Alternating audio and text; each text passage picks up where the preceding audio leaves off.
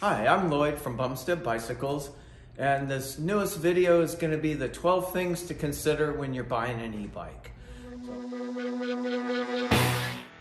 Another thing to consider when buying an e-bike will be the accessories. Tons of accessories.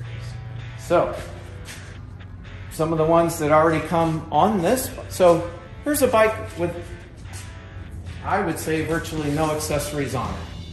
Other than maybe the adjustable stem.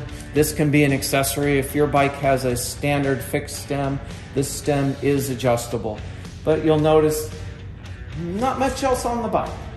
So move one model over, now suddenly you have fenders and a rear rack that can be considered accessories. So they come on this bike. I can easily put a rack and fenders on this bike. There's front racks, there's baskets, then there's lighting systems that can be accessories. Again, on this bike, it comes with a headlight. But most bikes don't necessarily have it. I actually prefer headlight and tail light as an accessory rather than hardwired into the bike. Again, that's just my preference. Saddles as an accessory. You know, from the factory, you don't get to choose the saddle, but one or two bolts, saddles come off. There's big, wide, cushy cruiser seats. There's little, narrow performance seats. I don't shy away from a particular bike just because of saddle. Easily switched out. Thing to consider, again, on choosing a bike and accessories, you start running out of room on a lot of the handlebars. I found a lot of the e-bikes, because of between the handlebar assembly, all the cables that are in front of here, a lot of baskets don't easily fit. Depending on where the control panel or dashboard is mounted here, again, a lot of baskets want to clamp around the handlebars, not much room here. So consider your accessories. You might order a basket online and you get it and you figure out, oh, it doesn't fit. You've got to know the diameter of your handlebar. Is there clearance?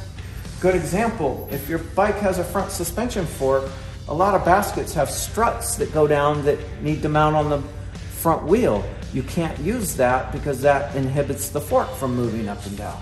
You need a basket that only clamps around the stem and handlebars, not down to the front wheel. That's probably been our biggest thing on accessories is, will it fit? Let's use rear racks as an example. In their description, they will say universal fit. My fun to that is, yeah, universally fits nothing. They usually have to be adapted in some way. If you're pretty handy at, bending or moving or figuring out the wide range of hardware that comes with it, no big deal. You make it fit. It is universal. Other people, usually the directions aren't very clear and they've purchased even from us a rear rack, take it home, and they come back, it doesn't fit. They bring the bike in, we can make it fit again. So on a lot of these accessories, pay attention to where it's going to mount on your bike. Is it compatible with the bike you've purchased? Does the manufacturer offer the accessories? Sometimes that helps. You buy a rack direct from the manufacturer of your bike, it's more than likely going to bolt right up. You buy, like this front rack is made with it already has holes in the frame, screws right on, very simple installation. If you bought something similar to this from another manufacturer and these tabs aren't in the same spot or they're made to mount to the front, doesn't work so well. So a lot of times look to the original manufacturer. A lot of my customers are looking at cell phone holders. That's a big accessory. Again, look at where it's going to mount on the handlebar. Is there room? Here, there's a lot of extra room. Others, not so much room on the handlebar, or it's curved. Here's a good example. We have some trouble because of this amount of distance here, but it goes from wide to thin. It's curved. A lot of times, now the cell phone, instead of mounting perfect, it's off to the side. So again, consider all of those things on your accessories. Will it fit? You know, is it compatible with my bike? Again, huge range of accessories, but we all hate to make that purchase and then find out it doesn't fit our bike. So definitely look at all the accessories, but consider, is it the right accessory for my bike? Other accessories to consider that don't bolt to the bike would be things that, one, that would bolt to you. Helmets. Use them, don't use them, personal choice, highly recommended. You're more than likely going to go a lot faster than you would on a traditional bike. And really, speed's not the issue. At some point, you're going to fall down. And the new helmets these days are very light, very comfortable, adjustable. Talk to a doctor or nurse, they're going to tell you it's going to save your life. So again, different styles, different types.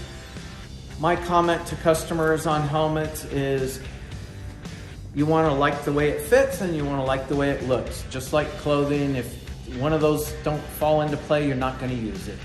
So definitely try them on. There are tons of different features and things, but the important thing is try it on, make sure it fits.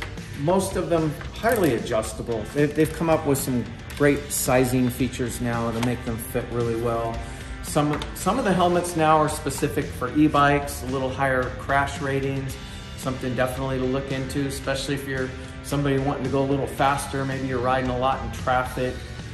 You might want even a little more protection than just the traditional bike helmet. But highly recommended that you consider a helmet. Another thing is maybe depending on where you're going to park the bike or where you're going, you want that bike to be there when you get back. You want to lock it. There's chain locks, there's U-locks, cable locks. I'm not going to go into the pros and cons of the different locks, but it only takes a minute for somebody to steal your bike if it's not locked up. It's heartbreaking when you walk out of 7-Eleven or the Starbucks or wherever I was just gone for a minute and the bike is gone. And so even minimal locking up will keep that person that's just they see the bike there, they weren't intending on stealing a bike, but they're like, hey, and they jump on it and go. They can get it in a minute. But with some kind of lock on there, at least you're gonna slow them down. If you're locking it somewhere where it's higher crime, or maybe, it's outside the RV and you're asleep inside the RV, you've got a couple of nice e-bikes there, you wanna use maybe some heavier duty protection so that when you wake up in the morning, they're still there. So definitely considering your purchase.